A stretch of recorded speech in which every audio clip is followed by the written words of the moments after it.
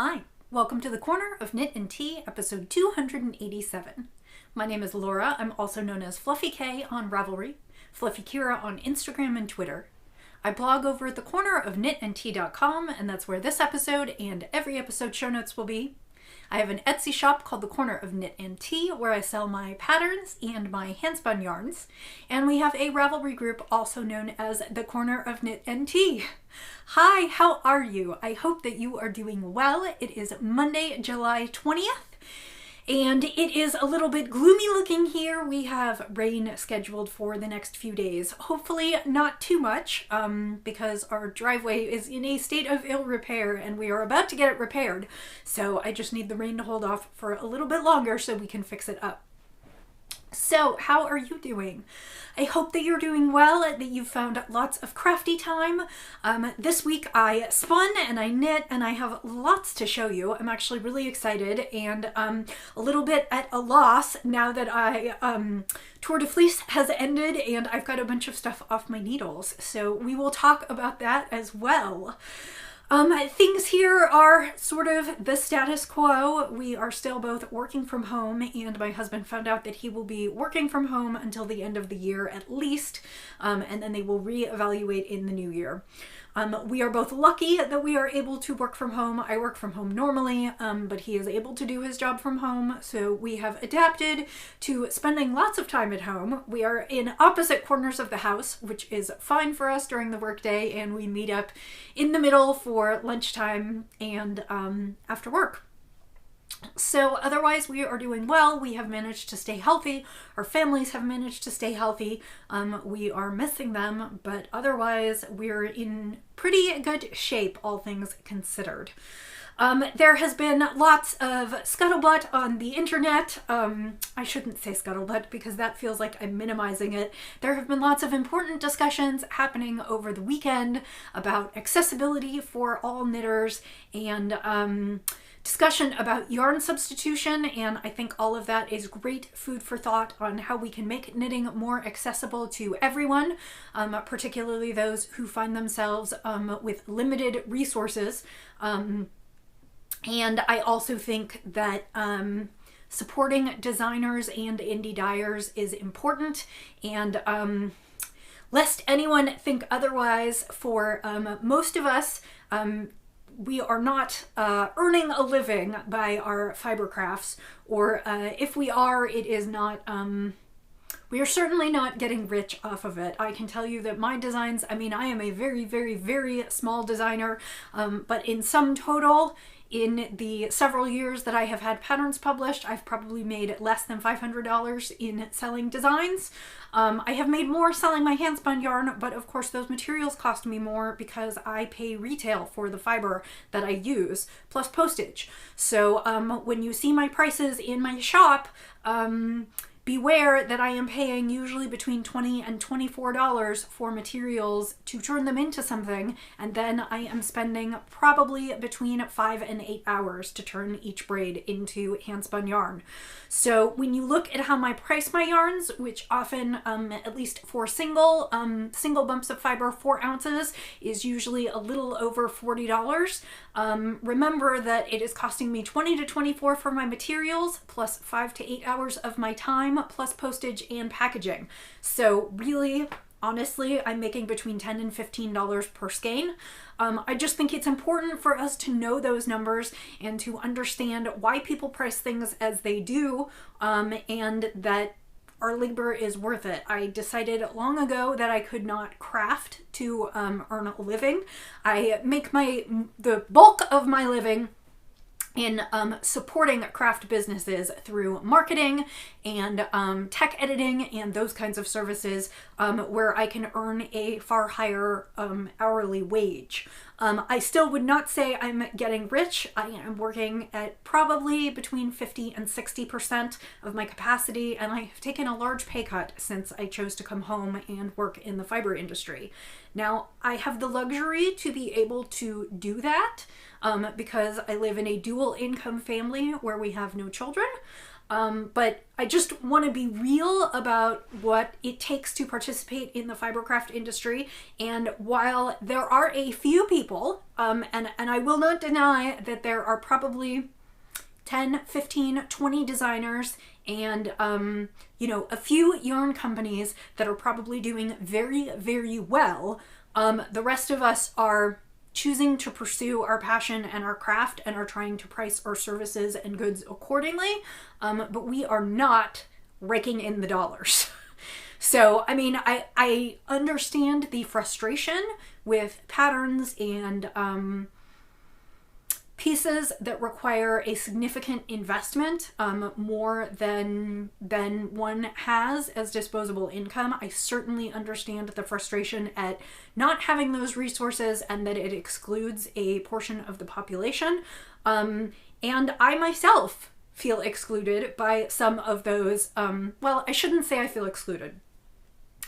I myself am not able to spend $300 or $400 on a garment. So I understand the feeling of not being able to be a part of that.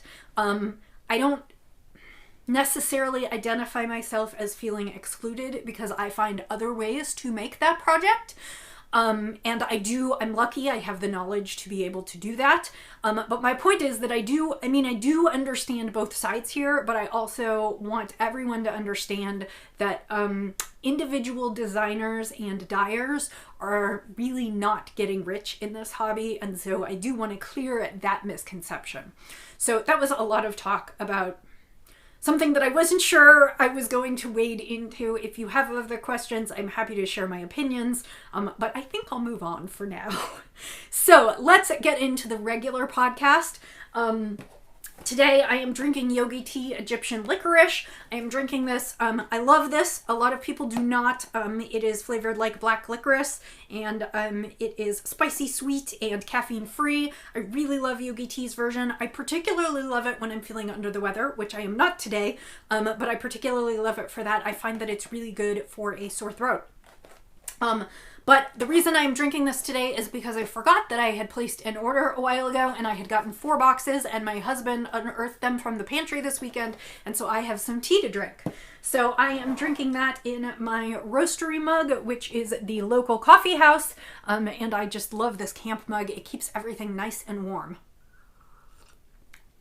So that is delicious. I usually add a little bit of sugar to it, or if I am under the weather, I add a little bit of honey, and the combination of the licorice and the honey really coats my throat and makes it feel better. So let's talk about finished items. I have 2 of those to show you. First off, I finished my Lolo cowl by Olga Baraya Kafilian. She is Olga Jazzy Knits, and this is the finished product. Again, this is a super fun cowl that I knit with the Kim Dyes Yarn Community Colorways for June. I had to pre-order these in May, and I actually ended up finishing the cowl 1 repeat short because I was not quite on gauge, and so I ran out of yarn. The 2 colors that I was using are both on Kim Dyes Yarn Sparkle DK Base, which is squishy and amazing, and it is superwash merino and nylon. I assume she's including the sparkle in the nylon. And the colorways were Fireflies at Play, which is blues and greens and a little bit of yellow, and I used that as the main color, and Bioluminescence, which is going to blow out the camera, which is this bright yellow. These just reminded me of summertime and fireflies and July 4th, when we normally go outside and watch the fireworks and see the fireflies sort of in full splendor, and I just love this. It is a funky textured pattern that is easier to knit than it looks, and I love the way the colors played together. It's hard to see in this photo, but I will try and take some still photos for Instagram and my project page. Again, like I said, I ended up finishing 1 repeat short, but I do not think that's a problem because this is a great length cowl. I will put it on. It is slightly A-line, so you can wear it sort of as a I don't want to say capelet, but you can kind of pull it down over your shoulders, and I believe this will keep me nice and squishy warm. And I love the way it looks. It is bright as all get out, but I really, really, really love it, and it's squishy and gorgeous. And to copy her pose, so I love it. This was an enjoyable knit. As I said, basically, if you can knit and purl and slip stitches, you can do this pattern. Like I said, it looks way more complicated than it is. So I love it. I would probably make another one. I don't know that I would make another one for myself, but I would probably make another one as a gift if I wanted to. And I can also highly recommend Kim's yarn because it is gorgeous. And it squishes. It is so soft, and I'm loving this. So this has been washed and blocked. I will record finished measurements and everything on my Ravelry page. If you have any questions, you are welcome to ask me, and all the details will be in the show notes, which are on thecornerofknitandtea.com. So the second finish that I have for this week, and I was not sure I was going to be able to do it, and technically it's not 100% finished because I have not blocked it, and I have woven in all my ends, but I have not trimmed them all. So if you see some, yes, they are still there, but they are woven in. I'm just waiting to block. The second project is an Elfie. It is a sweater, ELFE, by Astrid Schramm, and it is a fingering weight, mostly short-sleeved sweater that involves 2 colors and some striping. And I knit this as a sample for Zen Yarn Garden out of their Superfine Fingering in 2 colorways that I have here. One is Captain George. This color was inspired by one of their Art Walk colorways for the New York Met, but it is called Captain George on their website. It is beautiful fall colors, browns and kind of creams, and then kind of this almost not like a russet colorway. And then I paired it with a semi-solid, which is called Bronze Age, which is just a deep cocoa color and coffee colored, really beautiful, and the 2 of them together went very nicely. So this is Elfie. I knit the smallest size because that is what I had yardage for. The pattern called for 700 yards in this size, and I used approximately 670 yards. The small size is, I believe once it's blocked, it will be approximately 36 inches in the bust. It is meant to be worn with a few inches of ease. The striping pattern sort of starts in one color and works its way down to the second color with varying lengths of stripes. So the light in mine, the light color is up top, and then the dark color is on bottom. So this is Elfie, and it is finished. It's a great little summer top. I actually have one that I rewore this week because I was reminded of what a great top it is. And I think I might actually knit another one and maybe add some sleeves to it. But I have some fingering, actually I have some sport weight yarn that I would like to turn into an Elfie. So that is a project that I will cast on soon, but not right away. Anyway, like I said, this is Zen Yarn Garden Superfine Fingering. It's 100% superwash merino. I just need to wash and block it, and then I will send it off. I find it really interesting that the yarn did not pool except for on one particular stripe, and it made that red spot that I'm calling a sunspot like Jupiter. I'm hoping it's not going to be unfortunate around the bust area, but I think it will be okay. But if I wanted to fix that, I could have gone back and alternated the, used both ends of the ball and alternated knitting rows from each end of the ball, and that would have solved that pretty easily. And it was just that one section. And I will show you at the back. It is not 100% perfect. The only thing that I dislike about this top is that it requires, it is knitting stripes in the round, and so that my concern is that the back doesn't jog too much. And that is because if you have never knit stripes in the round, when you're knitting in the round, you are actually technically sort of knitting a, you're not actually, so when you knit flat and you knit back and forth, each row is discrete. When you knit in the round, you are actually stacking one row on top of the other. So sometimes when you're knitting in the round, if you are striping, you actually find that in colors, by the time you knit back to the end of the round, you are basically one level higher than you were when you started the round. And so you can kind of get this, when you're jogging, when you're using separate colors, you can get sort of this jogging effect where one side looks a little higher than the other. I didn't do too badly here, and I think that's for a couple reasons. One is that the variegated yarn has bits. This is the back. This is where you would see the jogging, and you can see it just a little bit if you look really closely.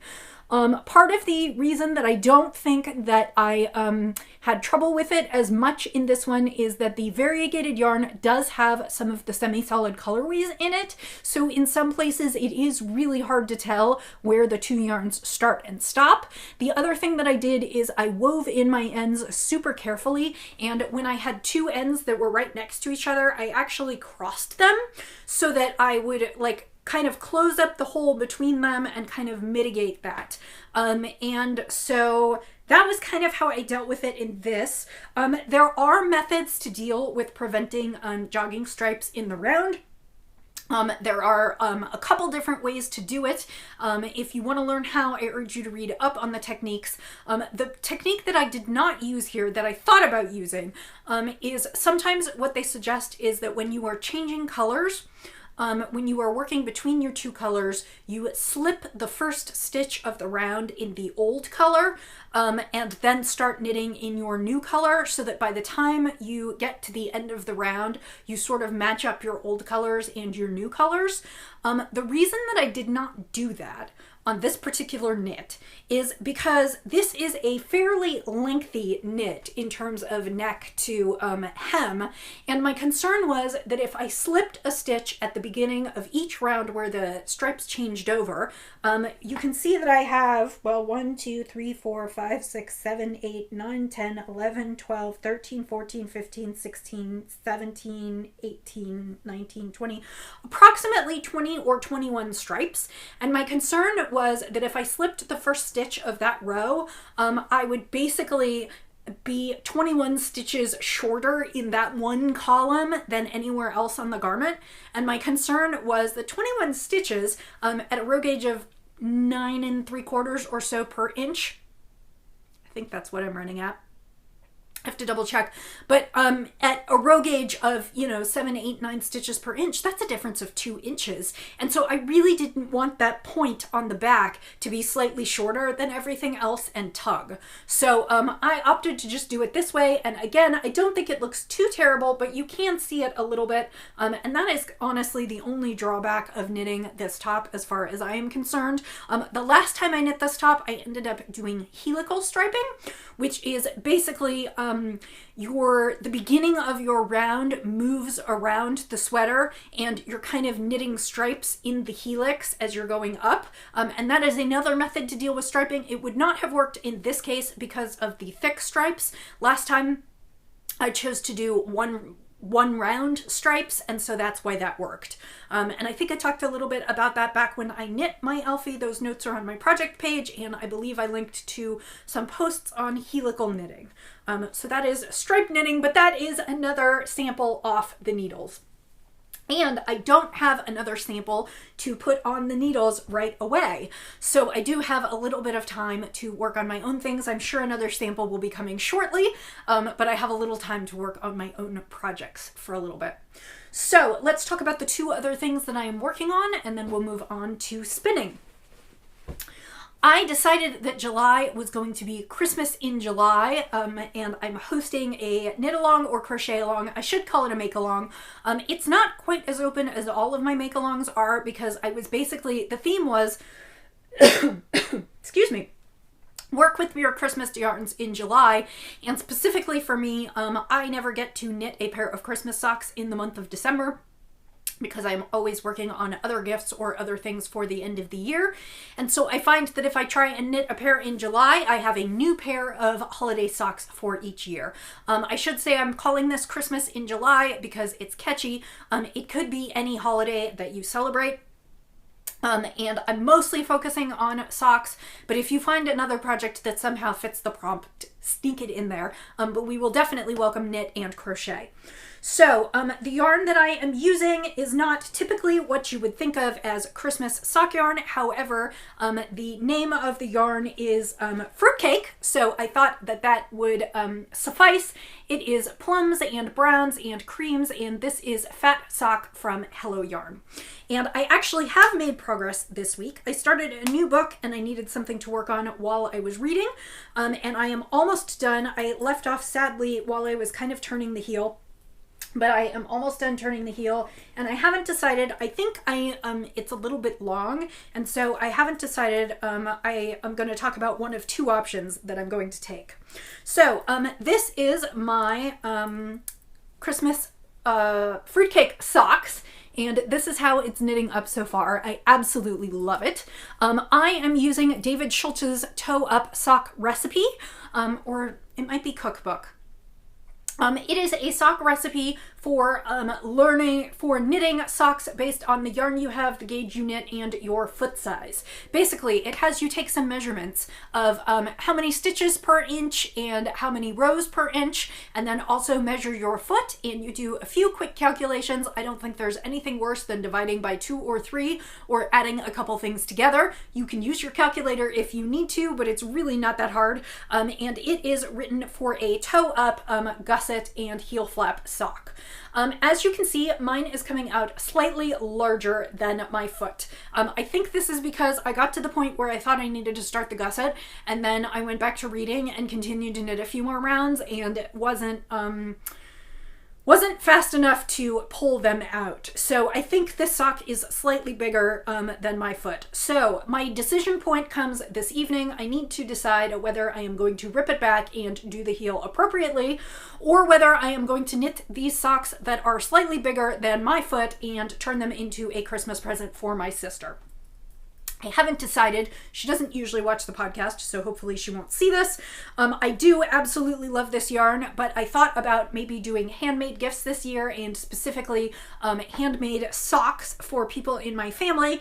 And if that is the case, her feet are between a half a size and a full size larger than mine. So I think these would be pretty perfect for her if I decide to just go ahead and continue. So I'm not sure what I will do. You will see these next week. My goal is to definitely have this one finished next week, and maybe even the other one, especially since I have no other focus projects for this week. But that is how my Christmas in July knit along is going. That said, someone asked in the thread this week if we could go ahead and continue into August, and I have no problem doing so, especially since I have not spent a lot of time on my socks. These are sport weight socks, and I'm knitting these up on, I think, US 2s. Yes, 2.75 millimeter needles. And so these are going to be very warm kind of house socks.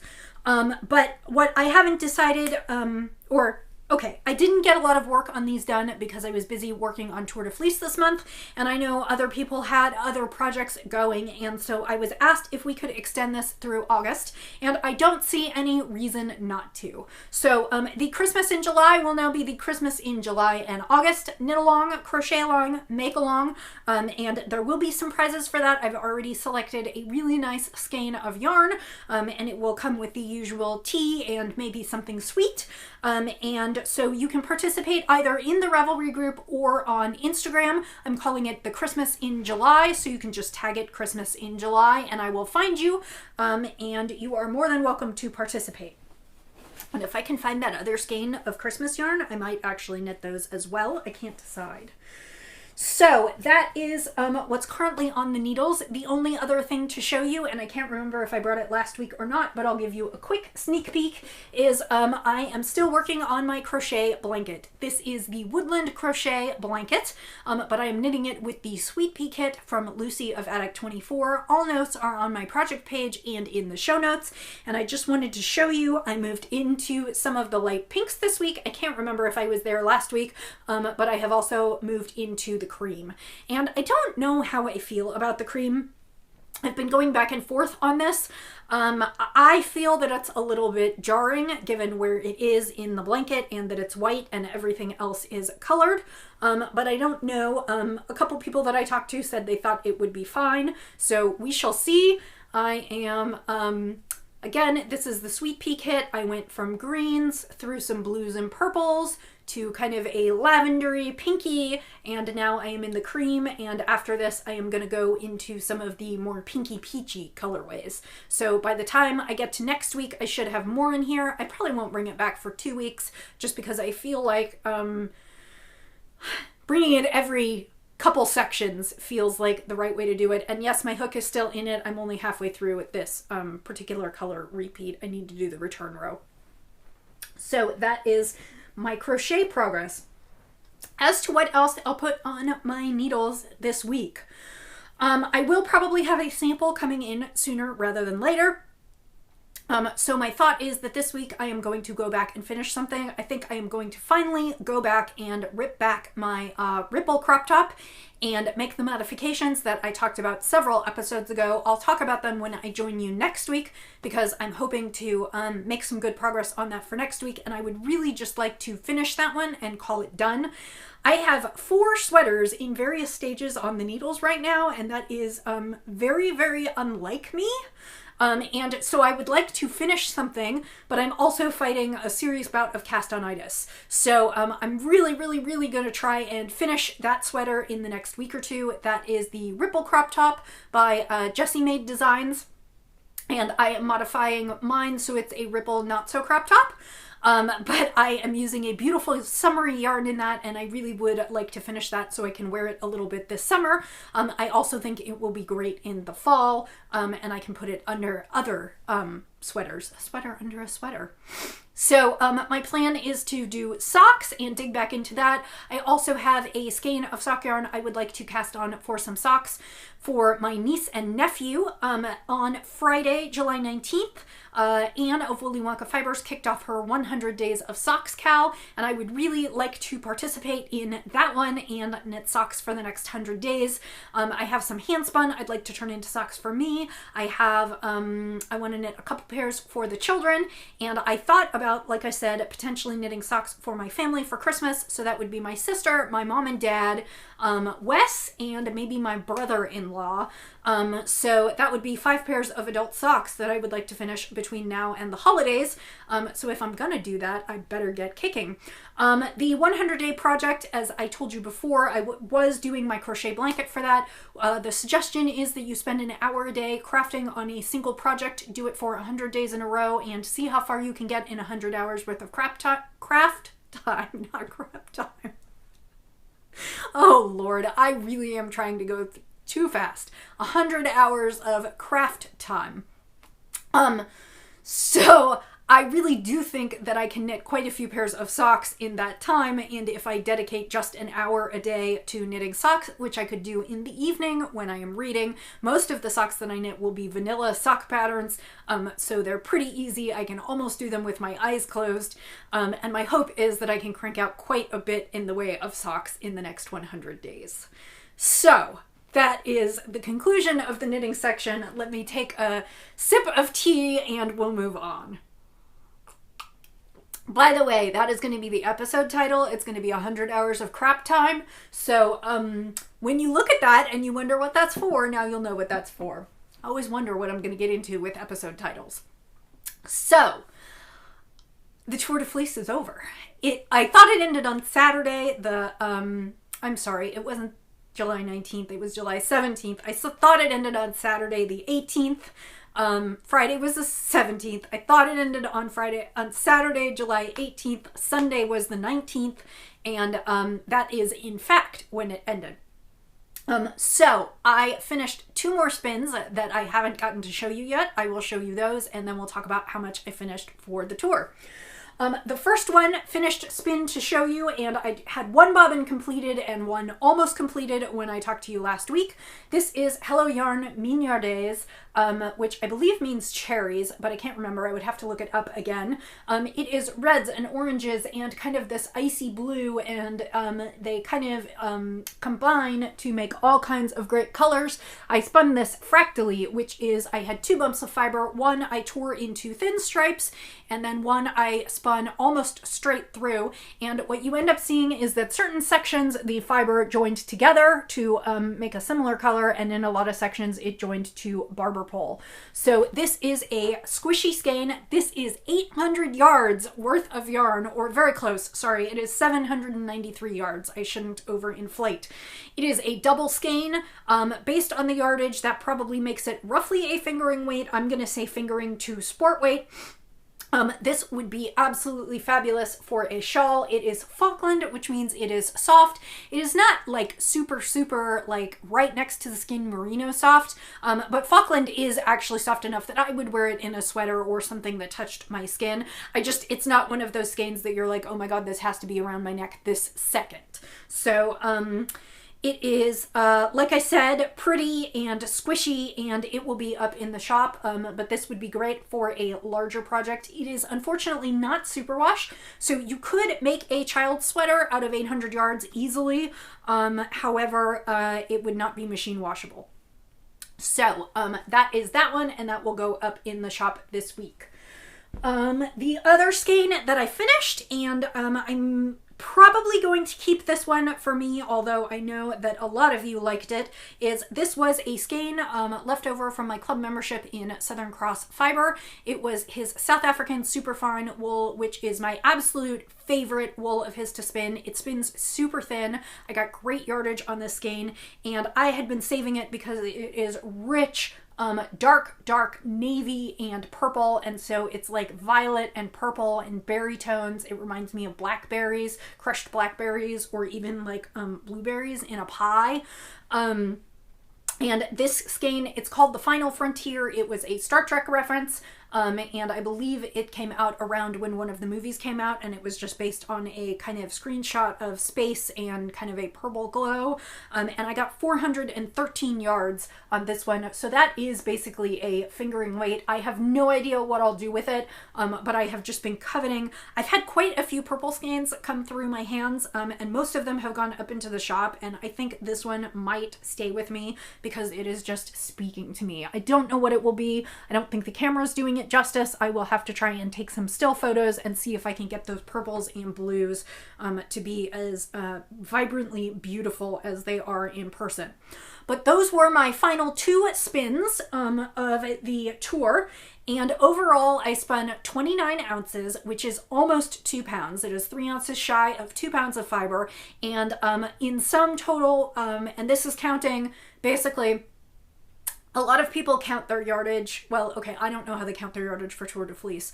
Spinzilla used to have this rule when Spinzilla was a spinning contest, and they used to have this rule that you could count all the yardage you spun as your singles plus all the yardage that you spun as your plied. I only count plied yarn. So basically I spun 2,475 yards of yarn during this Tour de Fleece. So that is well over a mile, not quite 2 miles, probably like 1.5 miles of yarn, and like I said, almost 2 pounds. That was more than I expected to get done. It was more quantity of fiber, and it was more yardage than I expected, because some of them spun very thin. That was a great tour for me. I had a wonderful time. I'm really, really glad that I did it. We actually watched all these strange different cycling. My husband found cycling from years ago, so we watched things all the way back to 2016 or 2017, but he kept putting on cycling while I spun, and it was a great tour. If you spun along with us, I'm so glad you did. You have until Wednesday of this week. Today is Monday, so you have until Wednesday evening. I am in the Central time zone in the United States, so you have until approximately then in the evening, probably 6 or 7 o'clock my time, to post a photo of your finished spins in the finish thread. It is called Tour de Fleece 2020 The Big Finish. You may post 1 post per person, and I will be doing a final random number generator draw there for 2 prizes, fibery prizes, plus, as I said, tea and something sweet. And I will get those out to you immediately. Of course, anyone from anywhere is eligible. All you had to do was spin on our team and show us a picture of what you spun. If for any reason you are unable to use Ravelry, tag me in your Instagram photo and I will include you in that. If you're posting on Ravelry, there's no need to. It won't double count. I just want to be sure that anyone who cannot use Ravelry right now can still be counted in the prize draw. So like I said, if you cannot use Ravelry right now, please just tag me in a photo on your Instagram before Wednesday evening, Central Time, US, and I will include you in the random number generator draw for prizes. Thank you for participating. We'll of course do a team again next year, and I'm so glad. I hope you enjoyed it. I did. I always love spinning. I always love seeing what you spin, and we had some new people this year, and so the group was pretty hopping. There was lots of chatter, and I could not keep up with it. So that brings me to the end of Tour de Fleece. The final thing that I will talk about is what I am working on right now. Last week I showed you a braid of fiber from Hello Yarn and said this might be my final Tour de Fleece spin. It did not get finished for Tour de Fleece and I am working on it. This is Midsummer, which was actually July's fiber. It shipped the 1st of August. I'm sorry, it was June's fiber. It shipped the 1st of July and we are July 20th today, so I am hopefully everyone has gotten it. This is Corriedale and it's got pinks and oranges and then this beautiful blue, kind of this icy blue. I love that she does it in a lot of her colorways. This is Corriedale. I am spinning it for socks for myself. I hope they will go on the needles in this 100 day of socks. And this is half the fiber. I've spun half of it. I spun the first half of it in, I'm spinning it fractally. I spun the first half. I divided the first half of the fiber into 2 strips. And this I'm going to try and divide into 5 or 6 strips. So I will have short repeats and long repeats. My plan is to divide the ball in half, and it should make socks that look relatively similar to one another. A lot of my socks look fraternal. That is fine. These may not line up perfectly, but my hope is that I will get socks that look relatively similar to one another. So that is what I'm spinning this week. The other thing that I heard is that I'm going to be working on another chicken. So I will be spinning for that. And I may or may not bring that to show you. This one is going to be kind of rainbow inspired. So I'm getting a couple ounces of, I'm getting a couple ounces of several different colors, and then I will also have a large portion of white to spin. So this will probably be the last personal spin, like either my spin or my spin for the shop. I will probably be doing sample spinning for a while, so I don't know what I will and won't bring to show you, but I'll bring some of it maybe. But this one hopefully I'll have done by next week. So that was a long podcast. Again, I probably raced right through it. Last week, one of my friends told me that she had to slow me down so I did not sound like a chipmunk. I'm sorry if I raced through this week. I just have so much to tell you and I don't want to take up more of your time than is necessary.